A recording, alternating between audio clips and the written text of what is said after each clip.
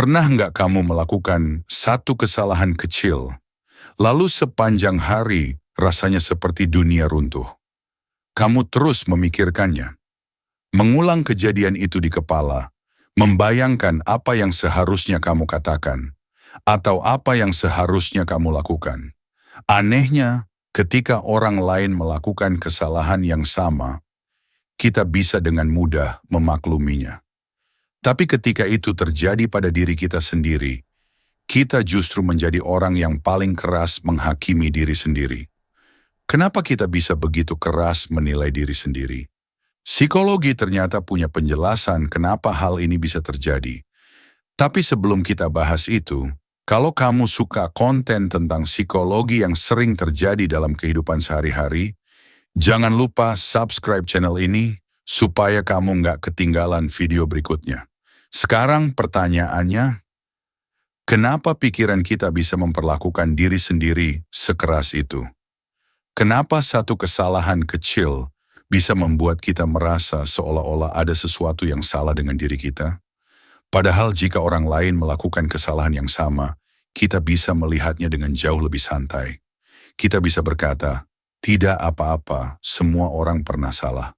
Namun ketika itu terjadi pada diri kita sendiri, tiba-tiba standar yang kita gunakan menjadi jauh lebih keras.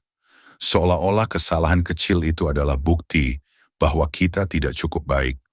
Dalam psikologi, fenomena ini sering berkaitan dengan sesuatu yang disebut inner critic. Inner critic adalah suara di dalam pikiran kita yang terus mengomentari apa yang kita lakukan. Kadang suara ini terdengar seperti pengingat agar kita bisa menjadi lebih baik. Namun seringkali, suara ini berubah menjadi kritik yang sangat tajam terhadap diri sendiri.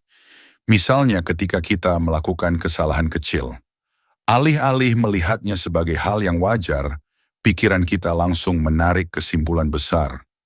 Aku memang selalu gagal. Aku memang nggak cukup pintar. Aku memang nggak sebaik orang lain.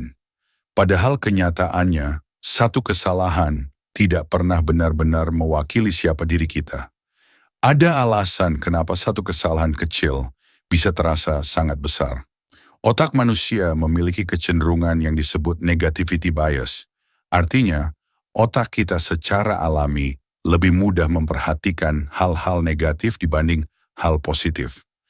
Dari sudut pandang evolusi, ini sebenarnya membantu manusia bertahan hidup. Di masa lalu, kemampuan untuk cepat menyadari bahaya sangat penting. Manusia yang lebih peka terhadap ancaman memiliki peluang lebih besar untuk bertahan hidup. Namun di kehidupan modern, mekanisme yang sama membuat kita lebih mudah fokus pada kesalahan daripada keberhasilan. Satu kritik bisa terasa lebih kuat daripada 10 pujian. Satu kegagalan bisa terasa lebih besar daripada banyak hal yang sudah kita lakukan dengan baik. Itulah sebabnya kita bisa terus mengingat satu momen memalukan selama bertahun-tahun.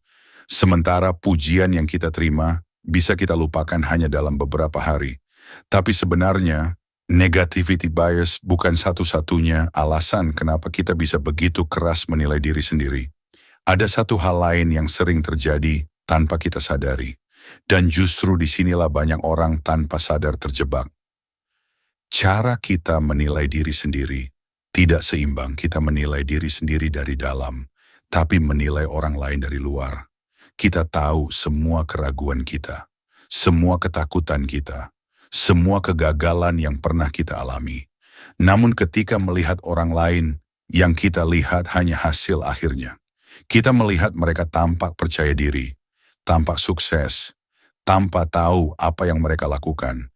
Akhirnya kita mulai membandingkan proses kita yang penuh keraguan dengan hasil akhir orang lain yang terlihat lebih rapi. Perbandingan seperti ini tentu saja tidak seimbang. Namun pikiran kita sering melakukannya secara otomatis. Bagi banyak orang, suara kritik dalam diri juga terbentuk dari pengalaman masa lalu. Mungkin dari lingkungan yang sangat menuntut. Mungkin dari kritik yang sering kita dengar sejak kecil. Atau dari pengalaman gagal yang meninggalkan kesan kuat. Seiring waktu, suara dari luar itu perlahan berubah menjadi suara dari dalam. Dan tanpa sadar kita mulai memperlakukan diri sendiri dengan cara yang sama kerasnya. Seolah-olah kita harus selalu sempurna agar merasa layak. Padahal tidak ada manusia yang hidup tanpa kesalahan. Menghadapi inner critic bukan berarti kita harus berhenti memperbaiki diri. Namun kita bisa belajar melihat diri dengan lebih seimbang. Mengakui kesalahan tanpa menjadikannya identitas. Belajar dari kegagalan tanpa menyimpulkan bahwa kita tidak cukup baik. Salah satu cara sederhana adalah dengan mengubah cara kita berbicara kepada diri sendiri. Coba bayangkan seorang teman datang kepada kamu dan berkata, "Aku membuat kesalahan, aku merasa bodoh." Kemungkinan besar kamu tidak akan berkata, "Iya, kamu memang bodoh." Sebaliknya, kamu mungkin akan berkata, "Tidak apa-apa, semua orang bisa salah."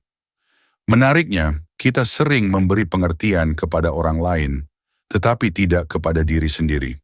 Padahal diri kita juga layak diperlakukan dengan pemahaman yang sama.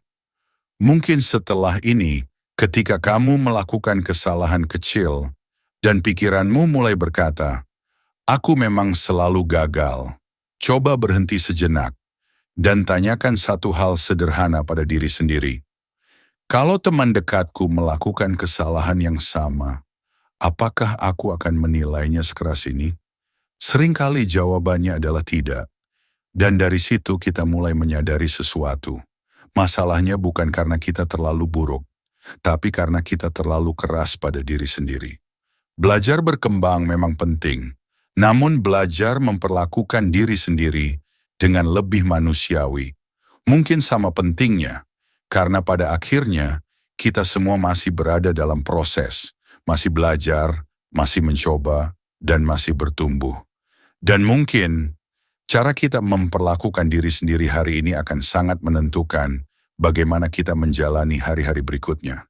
Terima kasih sudah menonton, dan sampai jumpa di video selanjutnya.